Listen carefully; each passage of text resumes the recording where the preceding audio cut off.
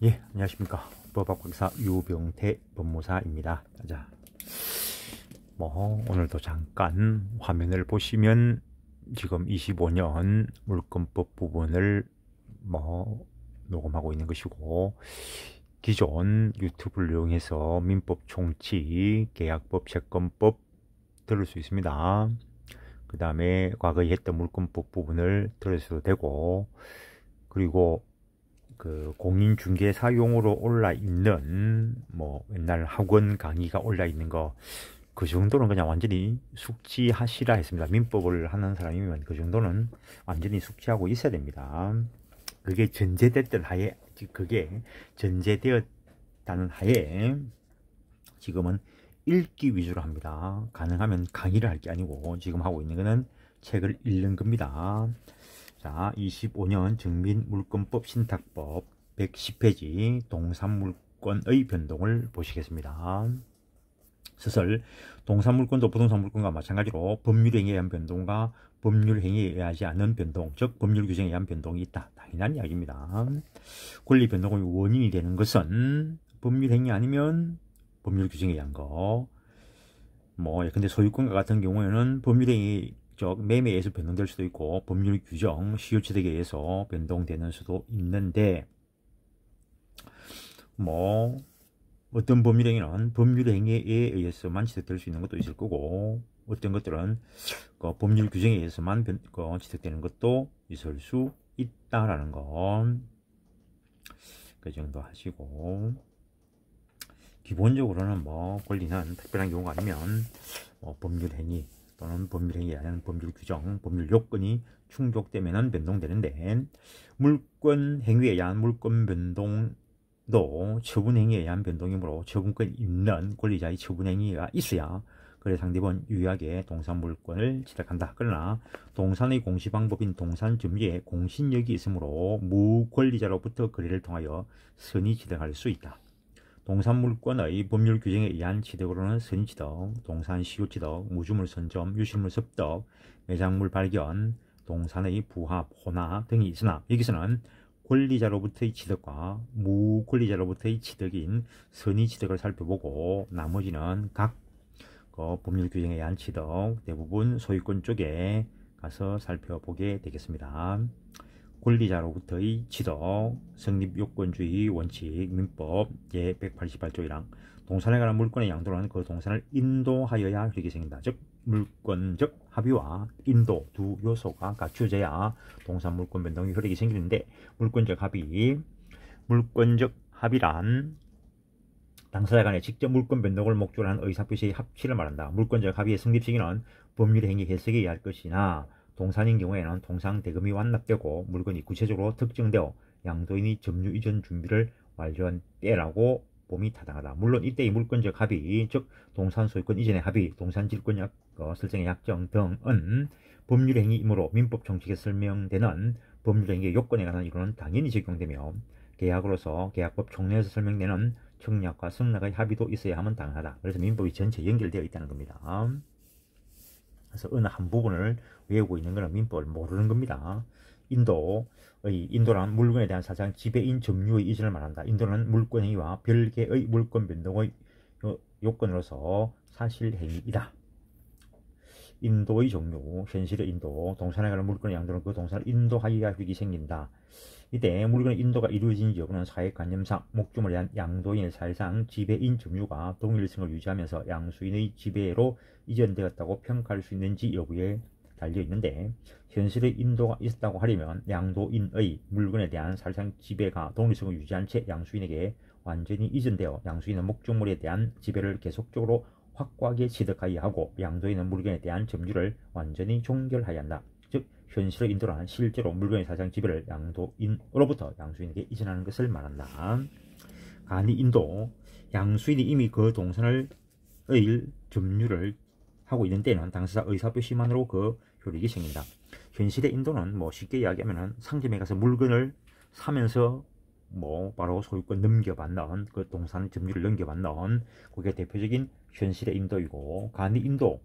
근데 이미 친구가 내민법 책을 빌려서 점유하고 있습니다. 그럼 빌려서 점유하고 있다면 공짜로 빌려가면은 사용대차, 대가를 지불하고 빌려갔으면 임대차인데, 즉 빌려간 그 친구가 소유권을 취득하지는 못했죠. 빌려 쓰고 있는 거죠. 근데 보다 보니까 마음에 들어서 그 친구가 점유하고 있는 그 민법책 내가 사자, 내한테 달라, 정리해라, 이래가지고 합의가 이루어졌어. 그래, 뭐 돈 받고 주겠다, 또는 공짜로 주겠다. 그래서 의사합시가 나중에 이루어지면은 이미 그 친구가 점유를 하고 있었기 때문에 그걸 간이 인도라 한다는 거. 즉 양수인이 이미 그 동산을 점유한 때는 당사자 의사 표시만으로 그 효력이 생긴다. 그 다음에 112페이지 3번 점유개정. 동산에 관한 물건을 양도하는 경우에 당사자의 계약으로 양도인이 그 동산의 점유를 계속하는 때에는 양수인이 인도받은 것으로 본다. 이것을 점유개정이라 한다. 근데 조금 전에 말했던 이 민법책, 내가 소유하고 있는, 내가 점유하고 있는 이 민법책을 친구에게 팔기로 하고 소유권을 넘겨주기로 했는데, 일단은 너한테 지금 판다. 난 앞으로 2개월 동안 내가 빌려보는 걸로 하자. 내가 계속 점유하고 있으면서 소유권만 넘기는 거죠. 동산에 관한 물건을 양도하는 경우에 당사자의 계약으로 양도인이 그 동산의 점유를 계속 하기로 하고 권리를 넘겨주는 거, 그걸 점유 개정이라 한다는 거. 여기에는 점유 매개 관계가 설정됩니다. 나중에 들어가보면 말이 되고. 동그라미 4번 목적물에 관한 정권의 양도. 제3자가 점유하고 있는 동산에 관한 물건을 양도하는 경우에 양도인이 그 제3자에 대한 반환 정권을 양수인에게 양도함으로써 동산을 인도한 것으로 본다. 근데 내가 친구 A에게 민법책을 빌려주었는데 내가 소유인 이 민법책을 친구 A가 빌려서 점유하고 있다는 겁니다.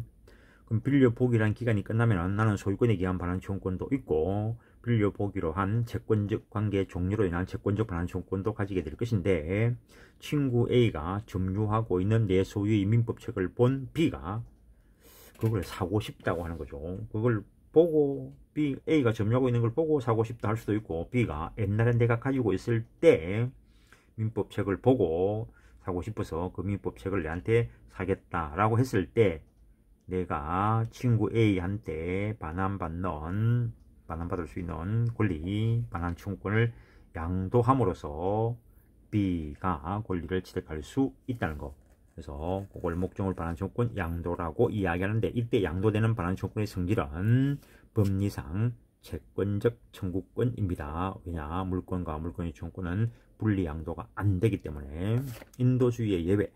동산이 부동산의 종물인 경우나 저당권의 목적이 되는 경우와 같이 부동산 등기하여 공시되는 경우에는 거래 시에 따로 인도를 필요로 하지 않고 등기 이전에 의해서 종물에 대한 물권 변동의 효력이 생긴다. 종물은 주물의 처분에 따른다. 20톤 이상의 선박이나 자동차, 항공기, 건설기계와 같이 등기나 등록 공시되는 동산은 거래 시에 등기나 등록을 하여야 물권 변동의 효력이 생기고, 동그라미 3번 선화증권, 화물상환증, 참고증권과 같은 증권의 인도는 이에 의하여 표상되는 상품 그 자체의 인도와 동일한 효력을 가진다.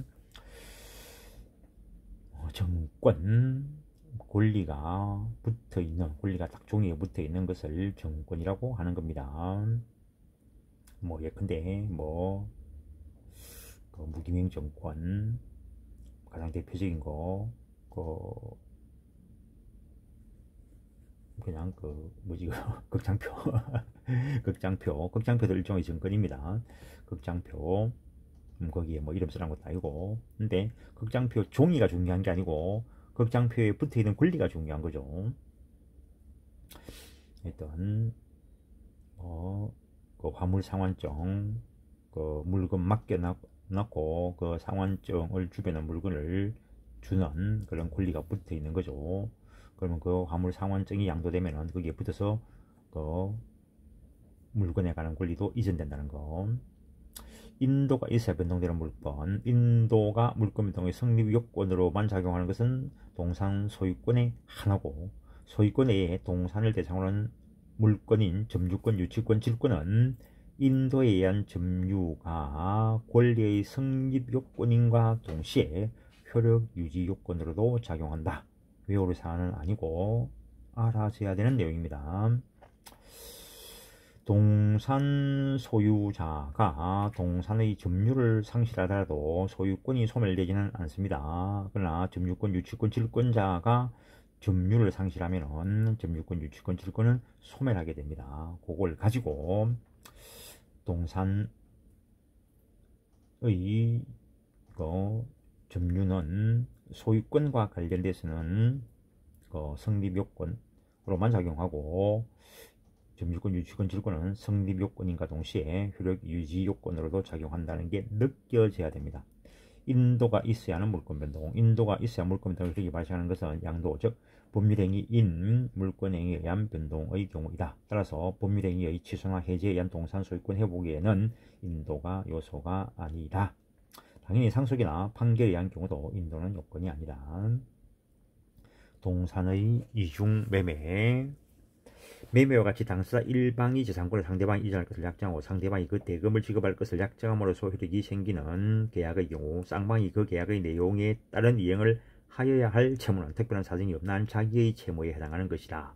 따라서 동산매매계약에서 매도인은 매수인에 대하여 그의 사물을 처리할 하는 지위에 있지 아니하고 매도인이 목적물을 타에 처분하였다 하더라도 형법상 배임죄가 성립하지 않는다. 동산인 경우에 그렇습니다. 나아가 위와 같은 법리는 권리 이전의 등기 등록을 요하는 동산에 대한 매매계약에서도 동일하게 적용되므로 자동차 등의 매도인은 매수인에 대하여 그 사물을 처리하는 지위에 있지 아니하여 매도인이 매수인에게 소유권 이전 등록을 하지 아니하고 타에 처분하였다 하더라도 이때는 배임죄가 성립되지 않는다.